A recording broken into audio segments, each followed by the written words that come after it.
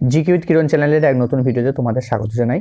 তো আজকের এই ভিডিওটি ক্লাস 6-এর যে ফ্র্যাগরেন্স বইটি রয়েছে তার লেসন 6 আমরা আলোচনা করব। যদি তোমরা আগের ভিডিওগুলি অর্থাৎ 5 নাম্বার লেসন পর্যন্ত ভিডিও অলরেডি এই চ্যানেলে আপলোড হয়েছে, তোমরা প্লে লিস্টে চাইলে দেখে নিতে পারো বা আমার ডেসক্রিপশন বক্সে লিঙ্ক পেয়ে যাবে, সেখান থেকে তোমরা 5 লেসন পর্যন্ত যে ভিডিওগুলি রয়েছে সেগুলো তোমরা দেখতে পারো। তো আজকে আমরা শুরু করব লেসন 6। তাই প্রথম থেকে শেষ পর্যন্ত তোমরা ভিডিওটি দেখবে এবং ভালো লাগলে একটি লাইক এবং কমেন্ট করতে ভুলবে না। আর যদি চ্যানেলে তুমি যদি নতুন হয়ে থাকো তাহলে চ্যানেলটিকে অবশ্যই একটি সাবস্ক্রাইব করে দেবে, যাতে তোমরা আগে এই ভিডিওর আপডেটগুলো পেতে পারো। তো চলো আজকে শুরু করছি লেসন 6। লেসন 6-এ আমরা দেখে নেবো কী রয়েছে। তোমরা তোমাদের বইয়ের 94 পৃষ্ঠা খুলবে, 94 পৃষ্ঠা থেকেই লেসন 6 আরম্ভ হচ্ছে। তারপর 95 পৃষ্ঠাতে একটি সুন্দর একটা রাইম আছে, রাইমই বলতে পারো তোমরা, কবিতার মতো এটা। তো যাই হোক, এই রাইমটা আমি একটু পড়ছি, তোমরা একটু দেখো। বলছে ফ্লাই লিটিল বার্ডস, বলছে উড়ে যাও ছোট্ট পাখি। ঠিক আছে, তো এটা হচ্ছে টাইটেল। তো এরপরে যে কবিতাটি রয়েছে সেটা আমরা একটু দেখব। দেখো বলেছে go on little bird take flight. Go on, go on মানে কি? গো অন মানে হচ্ছে যাও, চলে যাও ছোট্ট পাখি। টেক ফ্লাইট, একটু উড়ে এসো। Up, high up, set your sight, উপরে, উপরের দিকে তোমার দৃষ্টি রাখো। Let your colours reach full potential.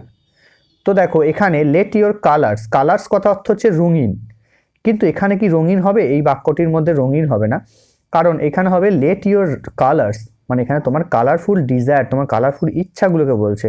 তা লেট ইউর কালার্স, তোমার ইচ্ছাগুলোকে রিচ ফুল পোটেন্সিয়াল, সেগুলো যতদূর সম্ভাবনাপূর্ণ বা সম্ভাবনাপূর্ণ, পোটেন্সিয়াল কথা অর্থ যে সম্ভাবনাপূর্ণ, তাই যতদূর সম্ভব তোমার সেই ইচ্ছাগুলোকে প্রকাশ করো। লেট ইউর কালারফুল রিচ, পৌঁছাতে দাও।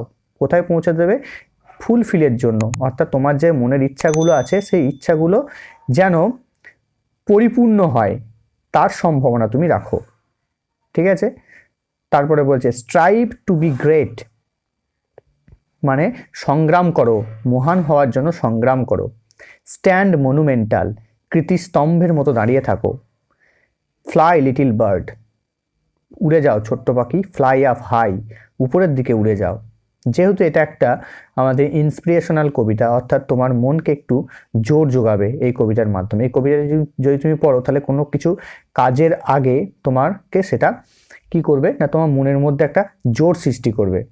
এই জন্য এটা ইন্সপিরেশনাল একটা কবিতা।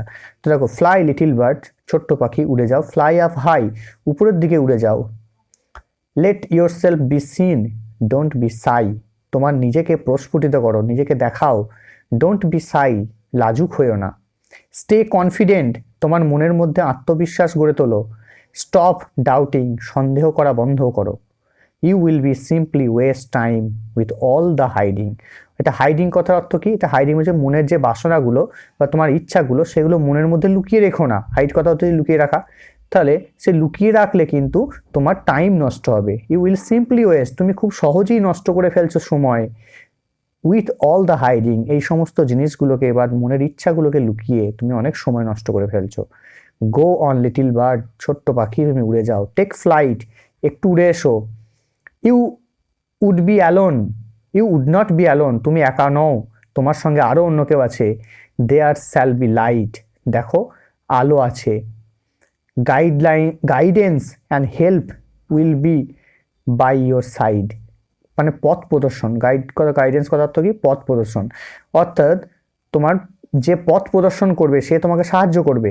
ঠিক আছে, guidance and help will be by your side, মানে তোমার কাছে কি আছে? তোমার কাছে আছে পথ প্রদর্শনের নির্দেশ এবং সাহায্য, যেগুলো তোমাকে তোমার সাফল্যের শীর্ষে উঠে যেতে সাহায্য করবে। সো ডোন্ট লেট ফাইট, তাই কোনো ভয় পেও না বা মনের মধ্যে কোনো ভীতি রেখো না। ডোন্ট ওরি, দুশ্চিন্তা করো না। স্টেপ ইনসাইড, আস্তে আস্তে এগিয়ে যাও। ফ্লাই লিটিল বার্ড, ছোট্ট পাখি উড়ে যাও। ফ্লাই আপ হাই, আরও উঁচুতে উড়ে যাও। Don't be settle or less, aim for the sky. Don't be settle for less, অর্থাৎ কমের জন্য। ফর লেস কথা হচ্ছে কি? কম, কমের জন্য বসে থেকো না। এইম ফর দ্য স্কাই, আকাশের দিকে লক্ষ্য রাখো। অর্থাৎ নিচের দিকে তুমি লক্ষ্য রেখো না, লক্ষ্য রাখো আকাশের দিকে, এখানে এরকম অর্থ আসছে। Dream big, no limit is set for you, অর্থাৎ তোমার স্বপ্নটা হবে অনেক বড়। No limit is set for you, কোনো রকম লিমিট নেই, অর্থাৎ অল্প বলে কিছু নেই। লিমিট মানে হচ্ছে সীমিত, তাহলে তোমার সীমিত স্বপ্ন কিন্তু নেই, তোমার জন্য সীমিত স্বপ্ন সৃষ্টি করা নেই, তোমার জন্য আছে অনেক স্বপ্ন, যে স্বপ্নটি হবে অনেক বৃহৎ। গো অন লিটিল বার্ড, ছোট্ট পাখি উড়ে যাও। টেক ফ্লাইট মানে একবার উড়ে এসো। স্প্রেড ইয়োর উইংস, তোমার ডানাগুলোকে ছড়িয়ে দাও। রিচ ইয়োর ড্রিমস, তোমার স্বপ্নে পৌঁছে যাও। Fly little bird fly up high, ছোট্ট পাখি উড়ে যাও, আকাশে উড়ে যাও, আরও উঁচুতে উড়ে যাও। তো এই ছিল তোমাদের কবিতাটি পড়ার পরে তোমরা অ্যাক্টিভিটি 1-এর যে টাস্কগুলো আছে সেগুলো তোমরা কমপ্লিট করো। দেখো প্রথমে বলেছে make a list of 4 pairs of rhyming words. তো দেখো ছন্দযুক্ত শব্দ তোমাকে 4টে বেশি এখানে লিখতে বলেছে। 1 ইজ ডান ফর ইউ, যেমন তোমার ফ্লাইটের সঙ্গে সাইট করেছে, তাহলে হাইয়ের সঙ্গে সাই হবে, আর ফ্লাইটের সঙ্গে লাইট হবে, সাইটের সঙ্গে লাইট হতে পারে। তো এইগুলো হচ্ছে তোমার মিলযুক্ত শব্দ। চলে এসো অ্যাক্টিভিটি 2-তে। অ্যাক্টিভিটি 2-এ কি বলেছে, answer the following questions in the complete sentence. তো এখানে যে প্রশ্নগুলি রয়েছে সেই প্রশ্নগুলো তোমাকে উত্তর দিতে বলেছে। কি আছে প্রথম প্রশ্ন, what will happen if the little bird keeps hiding. বলছে কি ঘটবে যদি ছোট্ট পাখিটি তার মনের ইচ্ছাগুলোকে লুকিয়ে রাখে। কিপস হাইডিং মানে নিজেকে লুকিয়ে রাখে বা মনের ইচ্ছাগুলোকে যেহেতু লুকিয়ে রাখে, তাহলে মনের ইচ্ছাগুলোকে লুকিয়ে রাখলে কি হবে। তো দেখো উত্তরটা আমি করে দিচ্ছি। The time will West if the little bird keeps hiding, তাহলে সময় কিন্তু নষ্ট হয়ে যাবে যদি পাখিটি কি করে নিজের ইচ্ছাগুলোকে লুকিয়ে রাখে। বি নাম্বার প্রশ্নটি বলেছে what will remain by it side. তার মানে রিমেন মানে যে পড়ে থাকা বা অবশিষ্ট থাকা, তাহলে অবশিষ্ট কি আছে বা তোমার কাছে বা তোমার পাশে অবশিষ্ট কি রয়েছে, সেটা হচ্ছে guidance and help will remain by it side. তোমরা কবিতা লাইনই এই লাইনটা পেয়ে যাবে। দেখো তারপরে বলা হয়েছে, দেখো what is the little bird suggest to remember, মানে ছোট্ট পাখিটিকে মনে রাখতে বলা হয়েছে। There's nothing you can do, তার মানে এই জিনিসটা কিন্তু তাকে মনে রাখতে হবে। অর্থাৎ there's nothing you can do মানে তুমি পারবে না এমন বলে কোনো কিছু নেই। তারপর চলে আসছি অ্যাক্টিভিটি 3-তে। অ্যাক্টিভিটি 3-তে বলেছে fill in the following chart with information from the text. ওই টেক্সট থেকে কিছু ইনফরমেশন নিয়ে তোমাকে এই চার্টটিকে পরিপূর্ণ করতে বলেছে। কি বলেছে, the little bird has been suggested to certain things, কিছু জিনিস ওই ছোট্ট পাখিটিকে করতে বলা হয়েছে। And not do certain things, এবং কিছু জিনিস করতে বলা হয়নি। তো যেগুলো করতে বলা হয়েছে তার একটা লিস্ট করতে হবে, যেগুলো করতে বলা হয়নি সেগুলো একটা লিস্ট করতে বলেছে। তো দেখো যেগুলো করতে বলেছে তার মধ্যে কি টু ডু, এখানে গ্রেট মহান হতে বলেছে, স্ট্রিভ হতে বলেছে, ফ্লাই আপ হাই বলেছে, আর এদিকে ডু নট বলেছে সাই ওরি ওয়েস্ট টাইম। তো এইগুলো হচ্ছে তোমাকে বারণ করেছে করতে। চলে আসছি অ্যাক্টিভিটি 3-তে। অ্যাক্টিভিটি 3B-তে কি বলেছে আমরা দেখব। Tick the write the appropriate form of verbs given in the bracket. ব্র্যাকেটের মধ্যে যেটা অ্যাপ্রোপ্রিয়েট ফর্ম হবে সেটা তোমাকে লিখতে বলেছে। The news that was in circulation. তো দেখো the news that was in circulation, এটা আর ফলস হবে, কারণ নিউজ যেহেতু খবর, তারপরে সবসময় আমরা আর করব।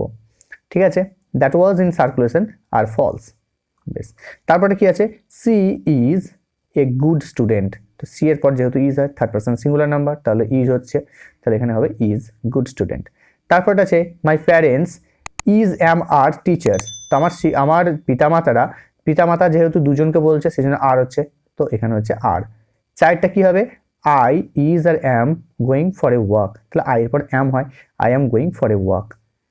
তো বিএডটা কি বলছে দেখে নিচ্ছি। বিএডটা দেখো এটাও ঠিক ওই একইভাবেই করতে বলেছে। মাই ফাদারের পরে সবসময় ইজ হবে, ইজ এ গভর্নমেন্ট অফিসার। তারপর একটা কি আছে, বার্ড ইজ অ্যাম আর এর মধ্যে কি হবে, বার্ডস অনেকগুলো পাখি, তার জন্য হচ্ছে আর, চিপিং ইন দ্য ট্রি। তারপর আছে দে অ্যাম না are preparing for the examination. তো দে এর যেহেতু থার্ড পারসন প্লুরাল নাম্বার, তারপরে নিশ্চয়ই আর হবে, তো এখানে বসে যাচ্ছে আর। চারেরটা কি হবে, চারটা দেখো হ্যাজ বা have he ever been to Delhi. তো হ্যাজ হি যেহেতু, তো হি এর পর আমরা সাধারণত ভার্বে হ্যাভ এবং হ্যাজের মধ্যে আমরা হ্যাজ করে থাকি, সেজন্য হ্যাজটা আগে বসছে, যেহেতু এটা ইন্টারোগেটিভ সেন্টেন্স তার জন্য হ্যাজটা আগে বসেছে, সাবজেক্টের আগে বসেছে। তো has he ever been to Delhi, আচ্ছা সে কি কখনো দিল্লি গেছে। তারপর কি আছে, হোয়ার হ্যাভ না হ্যাজ দে গান, তো সে কোথায় গেছে, তো দেখো হ্যাভ দে, তারা কোথায় গেছে, সরি তারা কোথায় গেছে, তো দে এর পর যেহেতু আমরা হ্যাভ হয় হ্যাভ হ্যাজ এর মধ্যে, তো হ্যাভটা এখানে ফার্স্টে বলেছে কারণ এটা ইন্টারোগেটিভ সেন্টেন্সে রয়েছে, তার জন্য এখানে হ্যাভ হবে। চলো আমরা দেখে নিই সিতে কি আছে। সিতেও ঠিক একই রকমই বলেছে, এটা হ্যাভ হ্যাজ বসাতে বলেছে, তো তোমরা এই ব্র্যাকেট যে গ্যাপটি আছে সেই গ্যাপের মধ্যে তোমরা হ্যাভ হ্যাজের মধ্যে যেগুলি উত্তর হবে সেটা বসাবে। আমি এখানে টিক চিহ্ন দিয়ে দিয়েছি। তো দেখো she has have a beautiful umbrella, তো সি এর পর দেখো হ্যাজ হয়, তো সেজন্য সি এর পর হ্যাজ হয়েছে, she has a beautiful umbrella. তারপর এটা হচ্ছে দে হ্যাভ আর হ্যাজের মধ্যে কোনটা হবে, finish their homework, have finish their homework. তো আই হ্যাভ আর হ্যাজের মধ্যে কোনটা হবে, I have been to Delhi. তারপরটা কি আছে, do you have a headache, এটা ইউ এর পর যেহেতু হ্যাভ হয় সেজন্য হচ্ছে হ্যাভ, উত্তর আসছে হ্যাভ।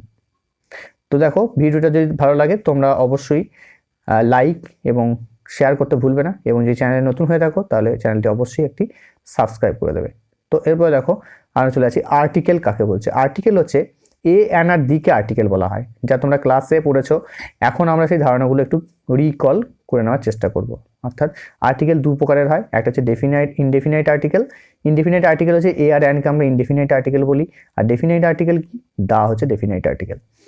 ঠিক আছে, তো এবার এ আর অ্যান দি এগুলো বসানোর কিছু কিছু নিয়ম আছে, সেই নিয়মগুলো তোমরা চাইলে এখান থেকে পড়ে নিতে পারো, এবং এখানে উদাহরণ সহ দেওয়া আছে সেই নিয়মগুলি। আর যদি তোমরা আর্টিকেল নিয়ে যদি তোমরা ক্লাস পেতে চাও তাহলে আমার কমেন্ট বক্সে কমেন্ট করবে, সেখানে আমি একটা আর্টিকেলসের উপর একটা আলাদা ক্লাস নিয়ে নেবো বা আমি ভিডিও বানিয়ে দেবো। তো এখানে দেখো অ্যাক্টিভিটি ফোরে কী বলেছে, fill in the blanks with suitable articles. তো এখানে সুটেবল আর্টিকেলস তোমাকে বসাতে হবে এবং শূন্যস্থানগুলিকে কিন্তু পূরণ করতে হচ্ছে। তো প্রথমেই দেখো কি আছে, আই ওপেন্ড, আমি খুলেছিলাম ডোরের আগে কি হতে পারে, দ্য ডোর, একটা দরজাকে নির্দিষ্ট করে বোঝাচ্ছে তার জন্য হচ্ছে ডি। তাহলে I open the door and found, এবং দেখেছিলাম an old man wearing a hat standing at the door step. ঠিক আছে, তো এই হচ্ছে সেন্টেন্সটা। তো এটার মানে কি আসছে, বলছে আমি দরজাটি যখন খুললাম দেখতে পেলাম একটি বৃদ্ধ মানুষ, সে কি পরে আছে, মাথায় টুপি পরে আছে, দাঁড়িয়ে আছে, এবং টুপি পরে দাঁড়িয়ে আছে at the door step. Door step মানে হচ্ছে দরজার সামনে, দরজার ঢোকার মুখটাকে ডোর স্টেপ বলা হয়, দরজার মুখেই দাঁড়িয়ে আছে।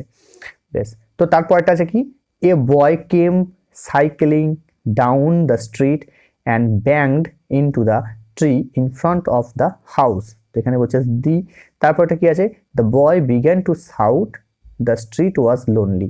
তো এই হচ্ছে গোটা সেন্টেন্সটা। কি বলেছে দেখো, বাক্যটা অর্থ কি আসছে, বলছে boy came cycling down the street, অর্থাৎ রাস্তা দিয়ে একটা ছেলে সাইকেল চালিয়ে এসছিল, and banged into the tree, banged বলতে এখানে ধাক্কা দেওয়া, ঠিক আছে। তো banged into the tree in front of the house, বাড়ির সামনে একটা গাছে সে এসে ধাক্কা মারলো। The boy began to shout, তো চিৎকার করতে লাগলো ছেলেটি। দ্য স্ট্রিট ওয়াজ লোনলি, রাস্তাটা ছিল একদম নির্জন। লোনলি কথার অর্থ হচ্ছে নির্জন।